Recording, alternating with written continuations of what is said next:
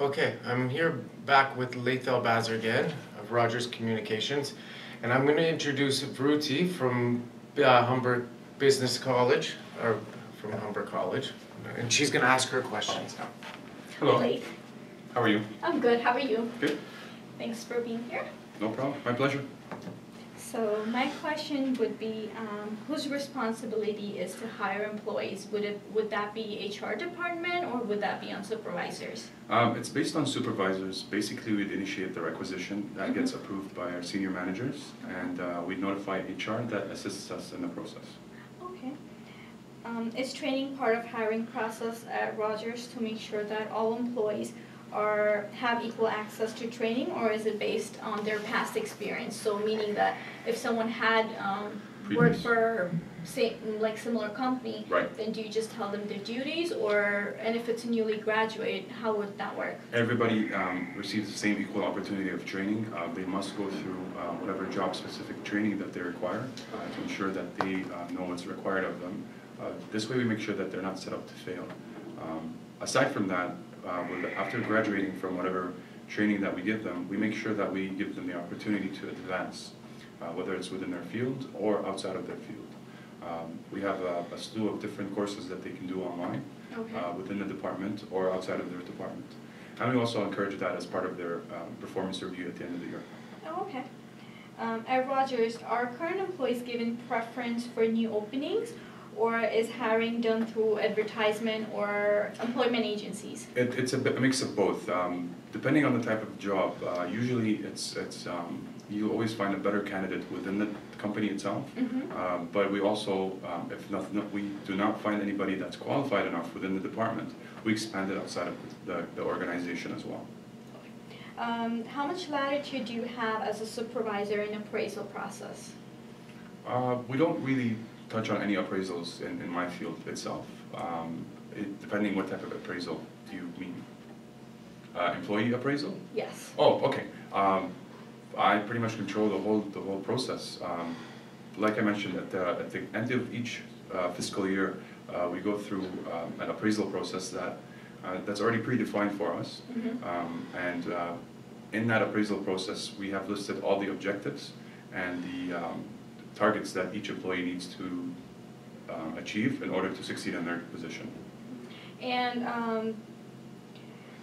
are you given a standardized form by Rogers that you need to follow, or do you have a freedom to identify and accessing job performance factors on your own as for an individual employee? Actually, it's not specific just to Rogers, it's industry-wide. Anything related to field-related activities in the cable world, they pretty much use the same system we use. Okay. As a supervisor, do you believe in group order ranking where more than one can be the best, or individual ranking where only one can be the best, meaning on top? Specific to my job, I would say it has to be individual. We also recognize as an organization, we also have certain projects where a group is recognized. Just recently, one of the technicians that reports to me was part of a project that was across the organization, not just the department, and they are being recognized next month in front of the whole in front of the whole company. The CEO, the VP will all be there as a ceremony to recognize the team itself, not as an individual. Oh, okay. Yeah. As a supervisor, how do you tell whether an employee needs more training?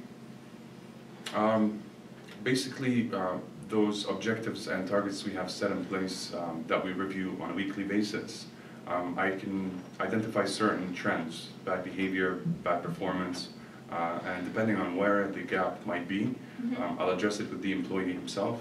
Hopefully we can correct it right away, and if he requires additional training or mentoring, we apply that. Okay, so which method or technique do you think best suits your job as a supervisor?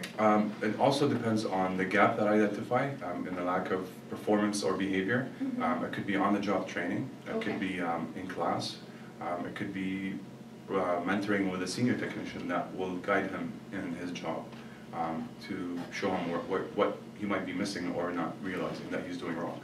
Oh, okay. And how do you motivate your employees? Through reward and recognition. happy employee is always a performing employee.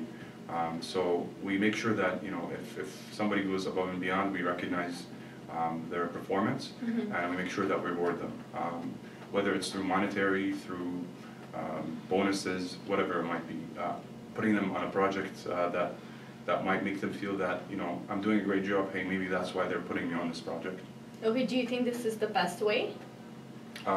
Sure, yeah, reward. I mean, has it worked for your team? Yeah, for my team and for myself. I mean, I was in the same shoes they were. I used to be a technician, and, you know, through my performance, I was able to climb the ladder and reach my position. So I'm pretty confident it does work. Okay. I'll introduce Christopher now. Cool.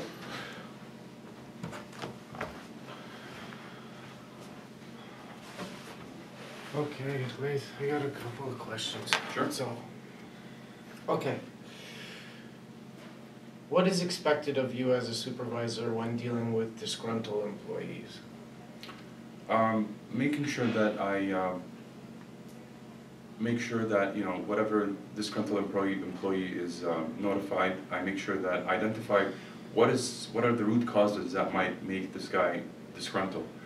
Is it a certain process that we applied? Is it something that, you know, from his own personal life? So I would initially meet with him and identify what is it that's bothering him and making him not be part of the group and stick out by himself. Once that's identified, whatever procedures and policies that we have in place, with the help of HR and my supervisor, we try to help that employee come back to his regular performance. Which policies or procedures do you find the most challenging as a supervisor when dealing with your team? Most challenging?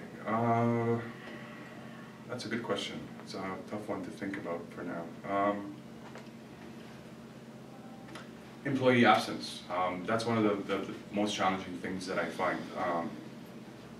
And especially in my field, because the employees tend to be more exposed to bad weather conditions, we find that a lot of our technicians would call in sick. Oh, really? Some of them might be justified, and some of them might not be justified. Yeah. And that's some of the challenge that I find. What I try to enforce or address with my team is that when you call in sick, it creates, you know, a big ripple effect across the whole department, not just you.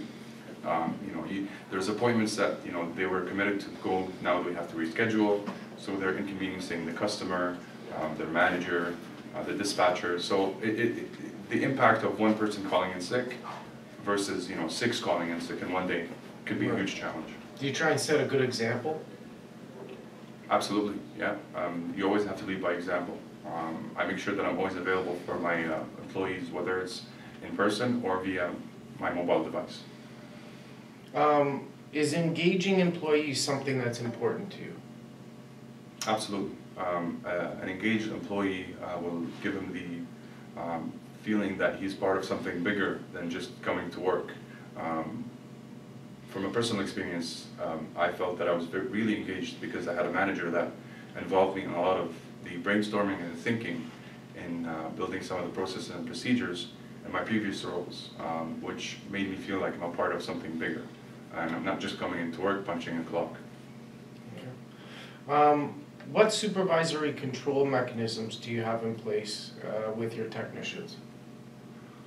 We use, because our employees mainly, most of the year they're out there by themselves in their trucks, we use technology to help us monitor their, you know, their attendance, you know, what time do they arrive at work, what time do they go from each job to another job. So we use basically computers and dispatch systems that allow us to monitor and supervise their attendance and their performance. In your hiring process, do you consider things like having a diverse workforce? Absolutely, especially at Rogers, we pride ourselves in a very diverse company. I've seen different various types of cultures of employees in our company working in the field or in the call centers. Because Canada is a special place, I find that having a diverse workplace will make the company thrive a lot better. Okay. All right, I'd like to now just wrap things up. that's our interview. I'd like to thank you once again. Thank you. Thank you very much for doing this. Thank you. All right. Yeah.